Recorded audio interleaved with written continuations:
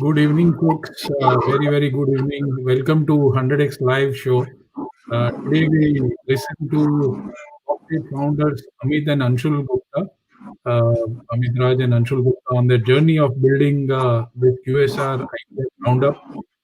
Here they share their success with fundraising, building brand, the pivot what they had in QSR business, and we'll discuss across how this COVID-19 crisis has impacted and created opportunities for them. Today, Box8 is almost 2,200 people strong company and growing across. So let's start get into this topic of scaling your business with initial 25 lakhs of funding to 700 crore plus valuation, which is available in public. If you can, help with your own introductions, Amit and Anshul, one after another. Start with Anshul, your family background, your town, where you come from, where did you study, and why did you think of starting a food business, right? Food business is very unique. Why did you start across? So, what was your thinking? Let's start with Anshul. Sure. Thanks, Sanjay. I am originally from Indore. Did my schooling, etc., from there, and then I went on to study in IIT Bombay. After passing out of IIT Bombay, I was working with Deutsche Bank, and actually that is where Amit and I met. We were working together at Deutsche Bank. So I think in the 2.5, 3 years that we spent at Deutsche Bank, we also got to travel and work out of New York and London.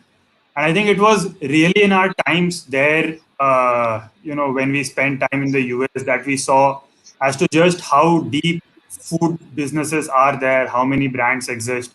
And I think our larger hypothesis really was that, in India, eventually food as a category will really grow. I think there were, and even today, actually, there are a handful of scalable brands in the country. So I think the thought process really was that if somebody puts their head down to build a large scalable food business, it's a massive country, and the opportunity is massive. And I think as for my background, I also come from a business sort of background. So actually, my parents were quite happy when I decided to quit the job and start a business.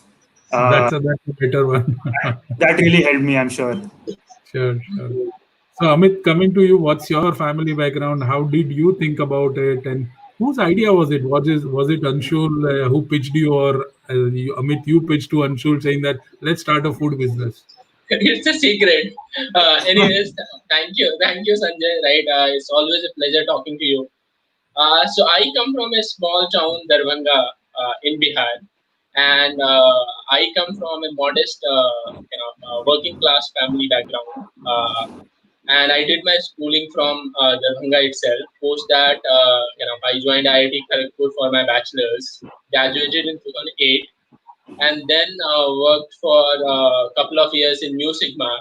And post that, I joined Deutsche, and that's where I met with Anshul, right?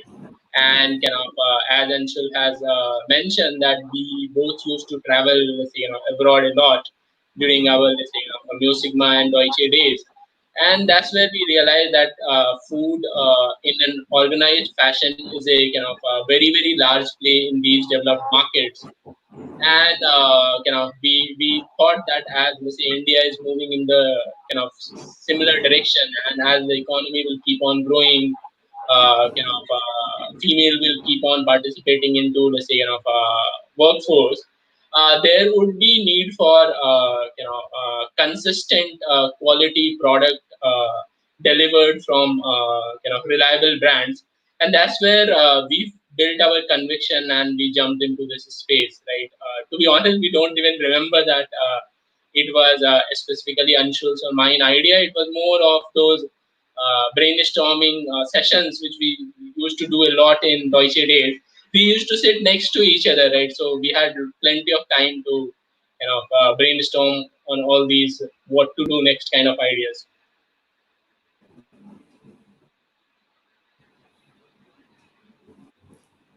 Sure. So, your initial business was called Poncho, and you started with the Mexican QSR chain. And that's where I actually, I mean, if I have to tell my, investment into so-called Box8, it was initially Poncho. So it was the QSR, Poncho, which was in the Mexican food cuisine. That's where I met Anshul and Amit and invested into their startup. So, what was the thesis behind starting a Mexican QSR, right? So, it was very unique, it was very first, and that's what attracted me. But what was your thesis starting a Mexican QSR? Any one of you? Sure. So I think, when we started out, I think, again, we were inspired by what we had seen in the US. And of course, Mexican food is very popular there. And, as Indians, when anybody traveled there or even people living there, because it's sort of similar to Indian food, I think Indians tend to have Mexican food a lot when they are in the US.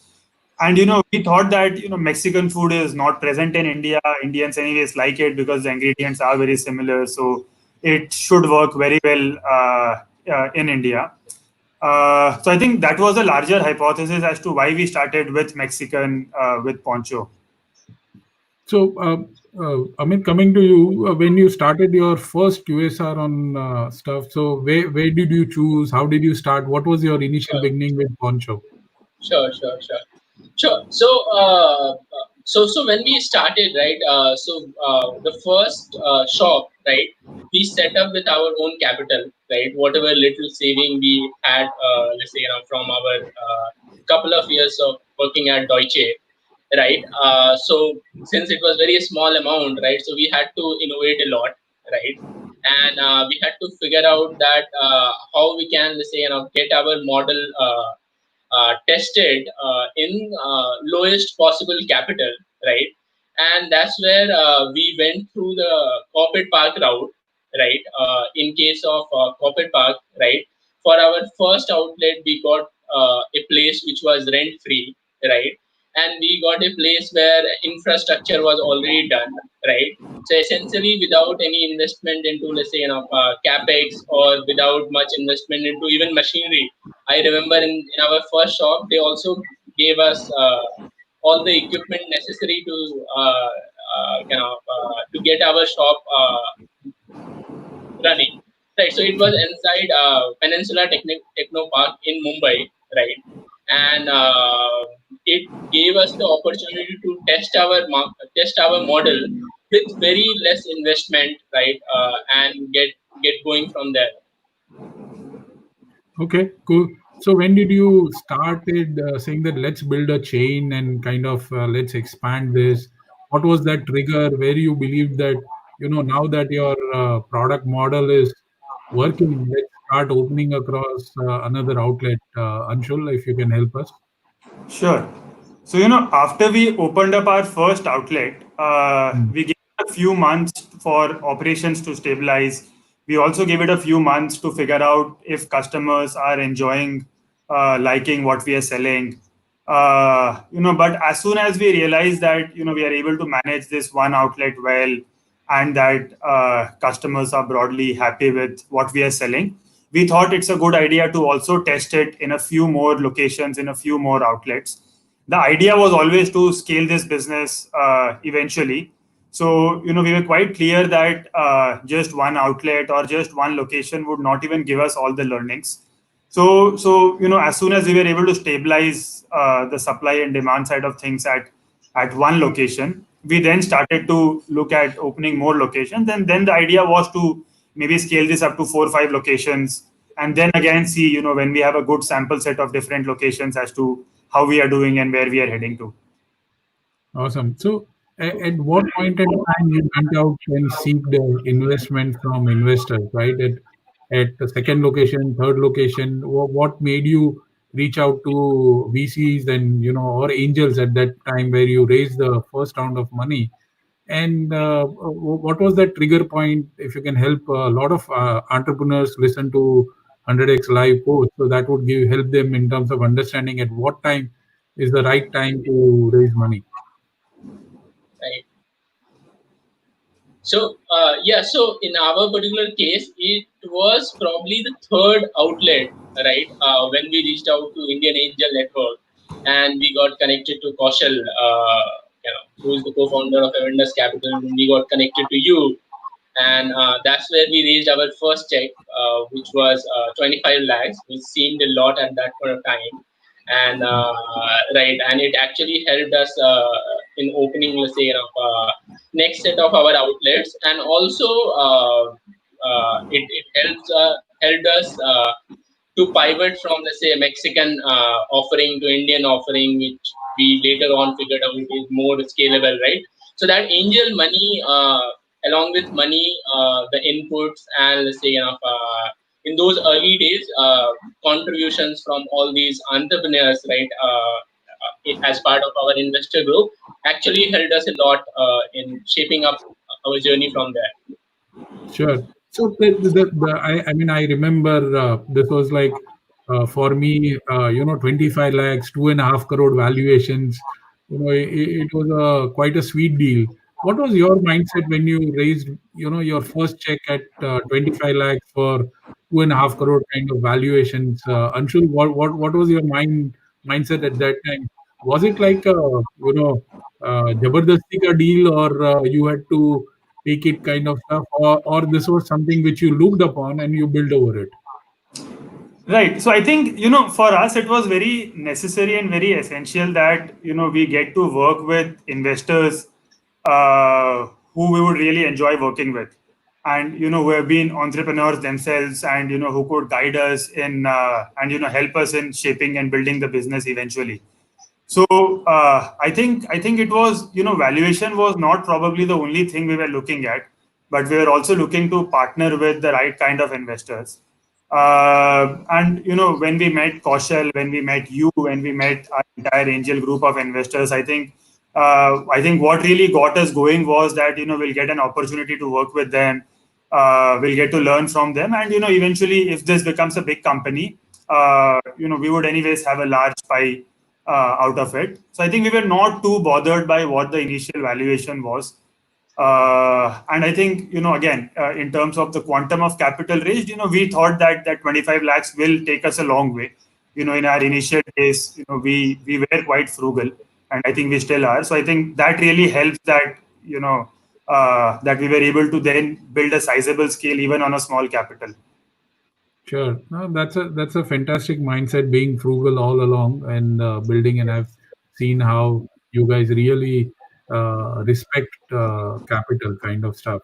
But share across the initial strategy, or what kind of strategy, because uh, before making Box8, even when you were Poncho, you never ventured out. There were a lot of franchisee, incoming kind of requests saying that let's open a franchise.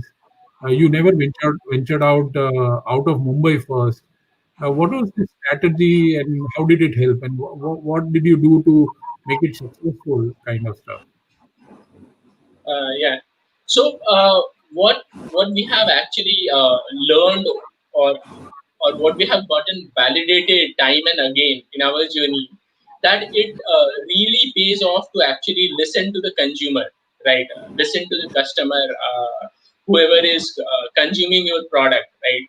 So a lot of our decisions in our journey has been driven by observing the customer, how exactly he or she is consuming the product, what is his opinion, and what exactly matters to the end consumer in your own category. So what we have realized very early on, that in our category, which is food, right? The quality of the product is actually the most important thing for the end consumer, and it is also a category where consumer actually understand the quality of the product, right? When you compare to, let's say, a lot of other categories, be it apparel or be it, let's say, any other category, right?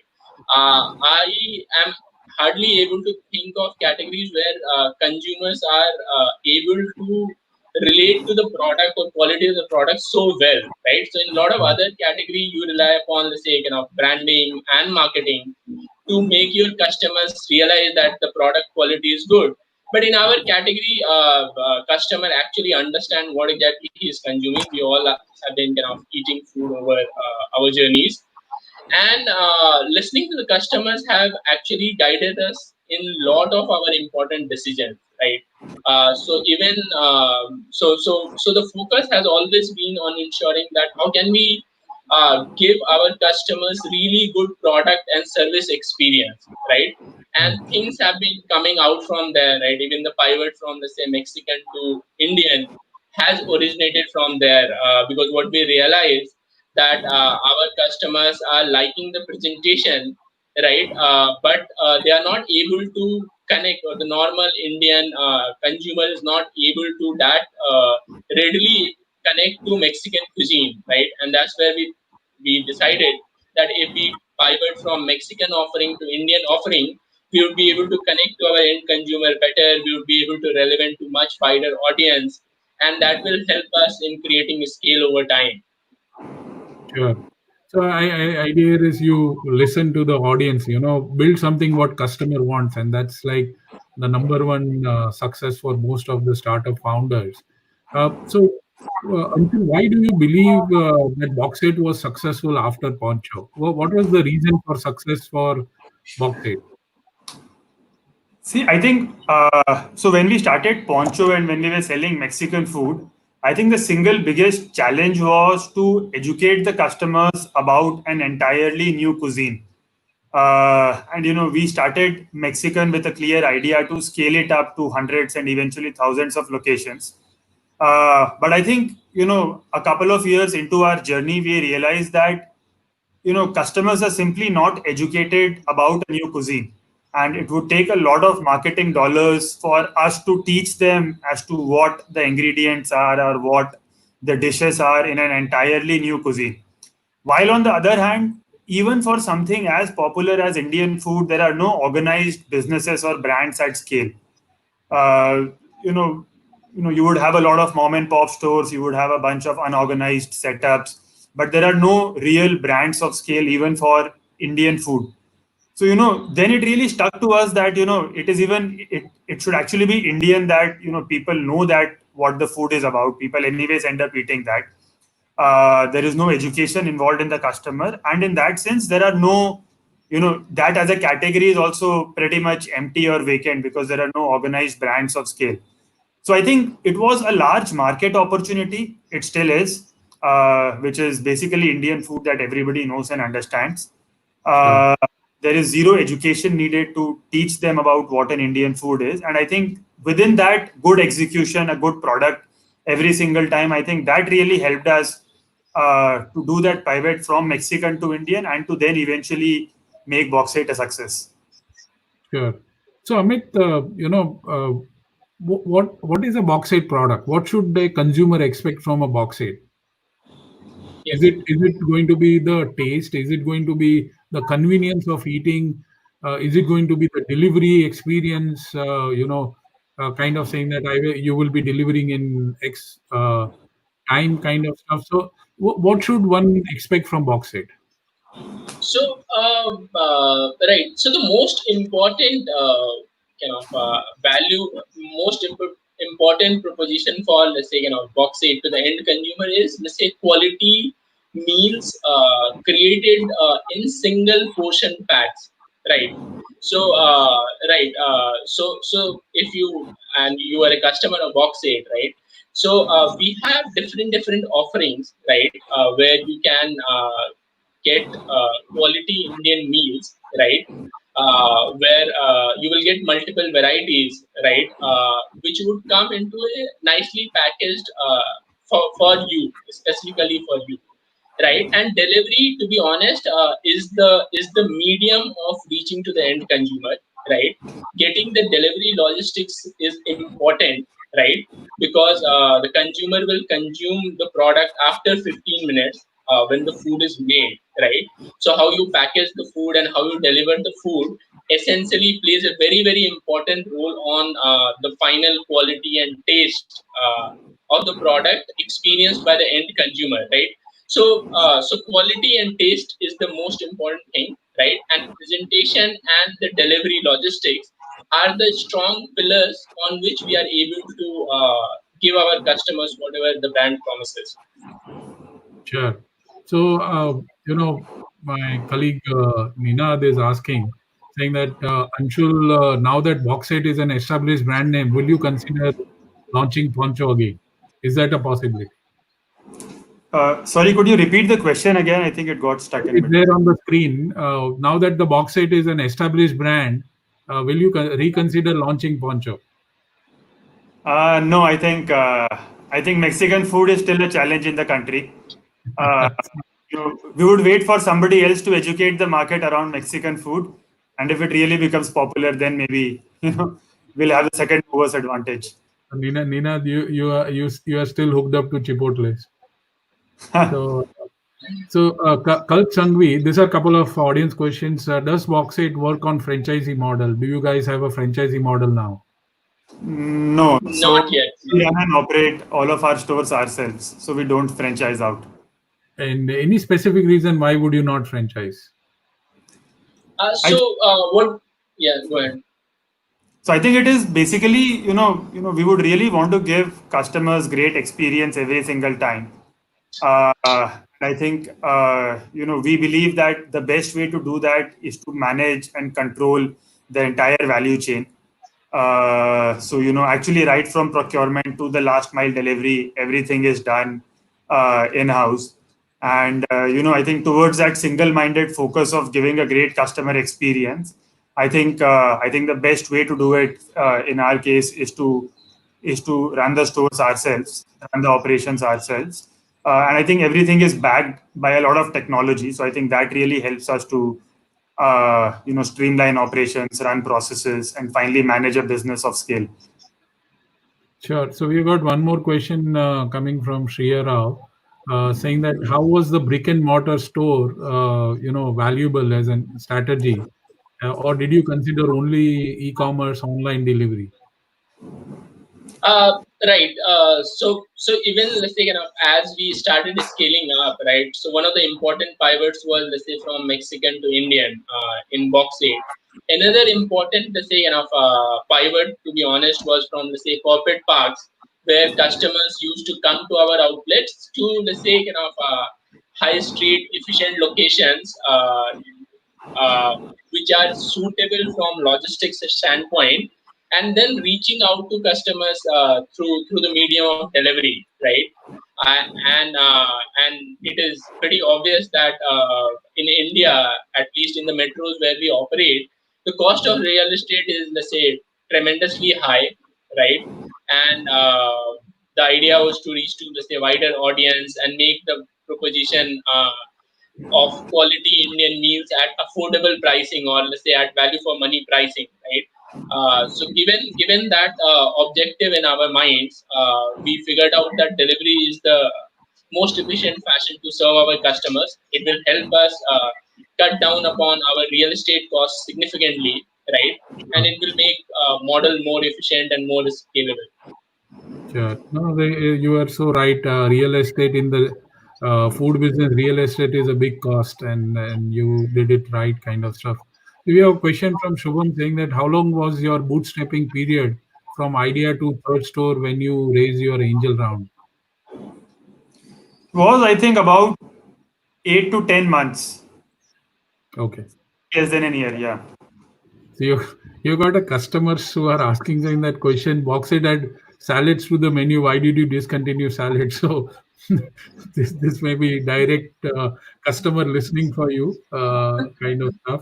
But coming to my questions, which I want to pick it up in terms of if you were to talk about the secret of success for Box8, scaling up to such a round, such a scale.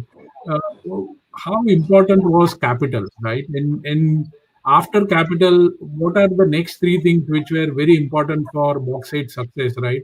So, Anshul or Amit, anyone can pick it up, kind of saying that what are the secrets of Box8 scaling up? Sure. So capital is certainly very very important at different junctures of the startup journey, right? What we have realized that partnering with let's say right individuals as, let's say, investors at different stage actually kind of helps a lot, right? So in our case, since we had, let's say, folks like you and Kaushal in our cap table during our angel round, right? So that has helped us from time to time, right, in terms of reaching out to, let's say, right set of investors who would be aligned for our business model and our growth journey, right? And we also, although we have been very capital efficient, and we have been very frugal in terms of how to use capital, but even then, from time to time, capital is required to take, let's say, the business from one level to another level, right? Without capital, these journeys might be very long. Capital certainly helps you accelerate and change orbits from time to time, right? That's how we look at, let's say, capital in our journey. Sure. So, Anshul, after Box8, you guys diversified into other brands. Uh, Please share your journey over there. What made you diversify? What was the thesis behind having multiple brands? Uh, and what is the success over there? Sure. So, I think we had of course started with Box8, and Box8 is known for its desi Indian convenient meals.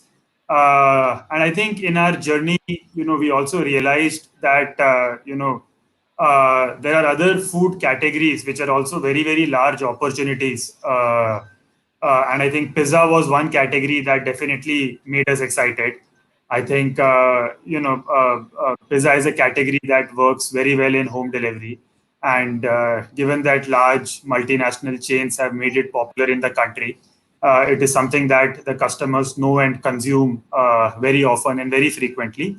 So it as a category got us very excited, and we realized that there is a clear opportunity to build a large scale pizza brand as well.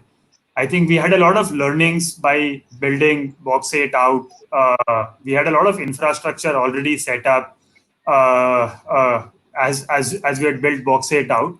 And I think the learning really was that, if we could take that experience, take all of those learnings, and then, build a brand out in another large category, that could really grow our business much faster. And I think that is how it has turned out to be. So, what took us maybe 4.5 years to achieve in Box8, which was 100 crore annual revenue mark. I think we were able to achieve that in less than 2 years with Mojo Pizzas. So our journey got really accelerated, and I think we're on path of building great brands in two different categories: Indian meals and pizzas. Okay, awesome. So right now you are with two brands, Mojo Pizza and Box8. Any other plans to open a newer category? Anything which is under wraps and coming out? What should your consumers expect from you guys? So yeah, so I think there are plans, and I think everybody should see something new coming out later this year. We would still want to do categories and brands, new brands which we consider, and which the market considers as very large opportunities. We believe each of our brands could eventually grow into 1,000 crore plus revenue brands annually in the country. And as we look at new opportunities, I think there are a lot of categories actually that sort of keep us very excited. But I think we would do it one step at a time. So yeah, I think something new would come up later this year, and I think We are that not again. listening. We are today not listening anything coming from Anshul and Amit. It's all under wraps. Possibly in next session of 100x Live, we will listen in coming months. So, Anshul or Amit, if you can help, there are a lot of entrepreneurs who have been inspired by Box8 and your journey, kind of. Uh, how was your capital raising experience at multiple rounds? You have raised multiple rounds of funding. If you can share some of the tips, what worked for you? What are the things entrepreneurs should be prepared when they are pitching to investors? Some light on that would be helpful from both of you, right? Let's start with Amit first and then Anshul. What was that thing which worked with you that you could be able to raise multiple rounds of funding with investors? Sure. Sure. So, so what if I reflect on our journey, right? We have done few rounds of successful fundraising. There has been, let's say, certain occasions where we found it tough actually to raise capital. To be honest, right? What we have realized that the focus has to be on building the business, right? And building the business from strength to strength, right? The focus has to be on listening to the consumer, right, and executing a vision for the end consumer, right? And as the entrepreneur keeps on building it from one stage to another, right? If the execution part, right, in the business is right, right, we have found that at every juncture there are people who are ready to come and join the ship, right? What we have also realized from our journey and looking at, let's say, some of other journeys too, that there should not be too much, let's say, focus upon, let's say, the valuation, right? Sure. Which certainly for, let's say, first time entrepreneur sometimes get very fussy about that number, right? While raising these rounds, what we have realized over time that the it has to be combination of multiple things, right? Valuation certainly plays an important role, but a significant weight or significant weight should be given to the quality of people you are getting associated with, right? The kind of people you are bringing on your cap table, kind of doors they can open for you in the future, right? People who have, let's say, a long term who want to be associated in the journey for the longer term. That is very important because these are long term marathons, right? And to be Sure. honest, times will keep on changing. There will be few years where you would be the rock stars. There would be also, let's say, phases and months, right, where things will not look so great. But as investors or as folks on your cap table, you want people who are there with you for the longer run, right? And if you look at, let's say, your investors as your team members, right, then collectively, as the entrepreneurs build business from one stage to another, there will be people who will happily come on board and write the check needed for the business. Awesome. Anshul, your view in terms of fundraising, were there any weak moments, great eureka moments, any anecdotal stories which you can share across talking to investor rejections? I'm sure you would have your own set of rejections. How did you overcome it? Just share us your mindset, how to overcome. A lot of entrepreneurs will get inspired. Sure. Yeah. So I think, there have been multiple phases in our journeys where we have faced rejections, where raising capital was difficult. So I think one of our learnings has always been to also listen carefully to what feedback we get every time there is a rejection. Sure. And I think more often than not, we've realized that that feedback actually helps us a long way in building the business in the right direction. So I think some of our most critical questions or feedbacks have actually come when we have spoken to investors. Mhm.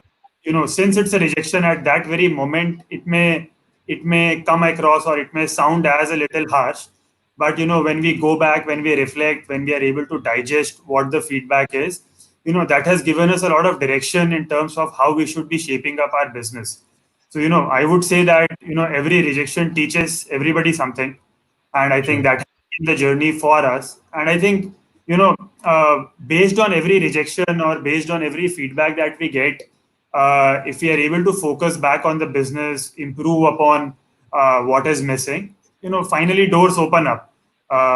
So yeah, I think the best strategy is to actually focus on the business. Mhm. I think fundraise then eventually happens. If you focus too much on the fundraise, I think business takes a hit, because of which the fundraise would probably not happen. Sure, sure. In terms of your, customer messaging, the engagement with the customer, how was technology very useful? what do you see technology playing a big success or not so success for Box8, right? So any one of you can pick it up in terms of how tech played an important role for Box8 success. So I think technology plays an extremely crucial role in how we run the entire organization. The end goal or the focus is to provide the customer a great experience every single time. But in the background, there are a lot of moving pieces. There is, of course, the last mile delivery. There is the food preparation part. There is an elaborate supply chain that goes behind it. There are a lot of people involved in fulfilling every single order. We are able to run all of the different processes in the background on the back of a strong technology stack that we have built over these years. And I think that basically helps the customer to get a superior experience every single time. The customer is able to place an order seamlessly. We get feedbacks real time. We are able to manage a lot of our supply chain and our operations in the background seamlessly. It not only, I think, makes the business very efficient. It also, I think, brings in a different level of customer experience every single time. And I think the reason why we have been able to scale to 100 plus locations and to the scale that we are, I think technology has played a very very crucial role. Sure. So I'm sure the tech is the backbone for most of the business now and kind of stuff. How has COVID-19 impacted Box8 business? Did you guys pivot? What is the new stuff you did? How did you meet up this challenge of COVID-19? Amit, let's start with you. Sure, sure, sure. So COVID certainly has been a big challenge for, let's say, the entire humanity, right? And all the since the cure for this particular challenge is social distancing, right? So all kind of economic activities have gotten impacted, right? We, to be honest, have been on, let's say, kind of luckier side, right? Food was categorized and was considered an essential category of product, right? And because of that, for the entire period of lockdown, we were allowed to run our operation, and we were able to, let's say, serve our customers and solve their essential needs even in those tough times, right? Uh, but the demand has certainly seen a dip, right? Mhm. Because the cities in which we operate, right, lot of our customers have gone back to their hometowns and all of that, right? So we have seen the dip, right? But still, I will consider ourselves in one of the luckier categories, right? Because the impact on a lot of other categories have been catastrophic, right? In our case, there has been impact, but it has been manageable, right? And it also, let's say, gave us the opportunity to relook at our overall business, right? Figure out where we can, let's say, automate things, or we can make things more efficient, right? So it has given us the opportunity to relook at a lot of different pieces of our business and build further strength in our ability to serve to the end consumer, right? And what we are confident, right, that in, let's say, coming few weeks, when our, let's say, business or revenue reaches to pre-COVID levels, right, we would have come out much more stronger, right? And from there, we see for food delivery, after a certain point when, let's say, medicines have been figured out and society has figured out some long-term solution of this COVID-19, we see there is a very sharp recovery for our category, food delivery, right? And we think that the time which we have invested in building, let's say, upgrading our capability and making things efficient will help us tap on that sharp recovery, or capitalize upon that sharp recovery as and when it comes in the, say, next few months. Sure. Anshul, when you were pivoting across, what were the thoughts? What you would do? This was unexpected. No one had a plan for this. So what happened? How did you guys change your business model? And what's the new offering that you are giving to your consumers? So this is the older pivot you're talking about from Mexican No, to no, Indian. the current COVID-19 one. Current COVID-19. Correct. Yeah. So I think fundamentally, I think we believe that with COVID-19, the shift will actually happen more from unorganized businesses to organized businesses. I think people will be on the lookout for trusted brands where they can transact with a peace of mind. So I think brands like us will actually be on the forefront of this change, because we have always believed a lot on the fact that we should provide customers high quality, top quality food with a very hygienic environment with all safety measures. I think this entire transition from unorganized to organized businesses will, in a way, only benefit businesses like ours, because I think we have been investing behind this from a long while. And I think we are looking forward to actually doubling down on all of our initiatives around food safety, around hygiene, so that customers could have that peace of mind when they're ordering from us, could trust us as a brand. And I think this is broadly the direction in which we would keep focusing on going forward also. Sure. So we have a question saying that how long will see Box8 delivering food through drones? Is this something which you guys have thought about? Yeah, of course, it's an idea that always catches our fancy, but I think it's a while away. It's not in the foreseeable future. Sure. So we have got a question from Nitin saying that, leveraging technology. Do you use technology in food preparation to drive quality consistency? Yes, I think very much.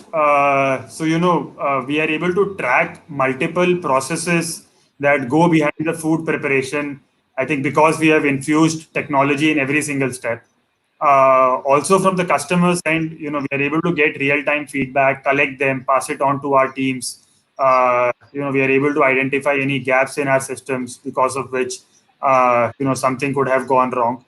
We are able to help our teams that are involved in the process of making food by, in a way, guiding them using technology as to what the preparation time should be, etc. We are also able to do a lot of exciting stuff around automation, around high quality equipments and machines that are also then driven on the back, with our own softwares that again help us to get to very quality, consistent product every single time. So I think, yeah, I think there is a lot of technology that also goes beyond just the consumer facing app. It also goes deep rooted into all of the systems and processes that we run in our kitchens, and that finally helps, I think, the customer to get a great experience every single time. Sure. So this is one question every guest has to answer. So I would be asking you your view on 100x.vc first check fund model, what we run across. What would be your view, and what would you tell entrepreneurs in terms of raising their first check kind of stuff from 100x? Sure. So yeah, so it's certainly a very great initiative, right? And we have worked with Sanjay, right? So very high regards for Sanjay, right? And I think in anybody's, let's say, early days, Sanjay is a great guy to have on the cap table, and he is able to is very active in terms of helping his portfolio with, let's say, different possibilities. This concept of 100x, I think, is very exciting. Typically, when you go and try to raise your first round, right? You do not have, let's say, much idea about, let's say, all those SHAs and whatnot, right? It takes some time to get to develop an understanding about all those detailed documents and all of that, right? With this entire platform of 100x, the entire process has been simplified, right? So that early on entrepreneurs can focus upon the business, they can get the crucial money and angel investors like Sanjay on board, and they do not get distracted in, let's say, the fundraising process, because early on you do not even have, let's say, a strong legal team to figure out a lot of things, right? So I remember back in my days, right, when we had to invest, let's say, in every uh, new angel rounds, there was certain amount of distraction. I think with platforms like 100x, entrepreneur will have lesser chance of getting distracted in those early days where execution is the most important thing, and they will get capital without much of hassles as long as the investor has core belief in the core business model. So I think it's very fascinating for entrepreneurs. Thank you, Amit. Any thoughts from you, Anshul? Yeah, I think I think it's a breakthrough model in the sense that in early days when you have to focus almost entirely on the business, if the fundraise process can happen in a more smoother, hassle-free way, I think there is nothing better that could happen with regards to fundraise. As a young small organization uh, without a lot of teams behind you, I think it's very difficult to run a full-fledged fundraise process and to work through all of the documents and the details that go into those hundreds of pages of documents. So I think it is the need of the hour. I mean, this is how it should have always been, and Sure. pretty glad that the ecosystem is evolving so fast. 5 years back there was nothing of this sort, and today, it's changing. So very exciting, and I think it's great for all the future entrepreneurs. Thank you so much. On the closing note from both of you, two things. One is, what would be your top three advice to any emerging entrepreneurs or startup entrepreneurs? What would be your top three advice? And next one would be, what next for Box8? Where do we expect? What are the things we should expect from Box8? What next? So let's start with Amit. Sure. What advice So you I would need to give? answer both the questions or just one question? Both. I Both need. the questions. Okay. Fair enough. Right. So top three suggestions for budding entrepreneurs. Right. The first is let's say listen to the consumer. Right. It's very important. There would be hardly any kind of entrepreneur who gets the product market fit right in the first time, right? It's an iterative process, right? So it's very important to keep listening to the feedback of whatever product you have created or whatever you are trying to execute, and keep evolving your product and your execution. That is first thing. The second would be in your cap table, try and get people who will support you in the longer run, because ups and downs are certainly going to come in these large journeys. This would be the second one, and the third one would be the perseverance is the most important quality of any entrepreneurs, right? If one will persevere, they will figure out what is needed to be done from time to time. Times will keep on changing, but they will sail through. Yeah, this is For this is these box, are the golden words what you said across, Amit. Very nicely put. for Box8, it is a very exciting journey, right? And we both are having, and our entire team is having a lot of fun building it. We see a very large, let's say, outcome in terms of overall scale, which we can build in this particular category, right? What we believe that we have built a very strong foundation, right? Where we have a solid team, and we have figured out the right mix of process and technology on which scale can be supported, where we can serve our customers with great product every single time at very large scale, right? So we are very excited by that possibility, and True. we are building towards that, and we'll see what all new things keeps on happening as we move forward. Absolutely. Anshul, what would be your advice to emerging entrepreneurs who have just started their startups, building across their journey? What would be your advice, and what next from Box8? Sure. So I think the number one advice would be very similar. It would be to listen to the customers. I Sure. think depending on the kind of business, the customers could be different, but it's very important to close the feedback loop. as a founder or as an entrepreneur, you have certain perspectives, and at times you would be wrong around that. But I think it is the customer who finally gives you that litmus test result. So it's very, very important to stay tuned to the customer. There are businesses where the feedback could be very easy to obtain, but there could be businesses where it's difficult to obtain.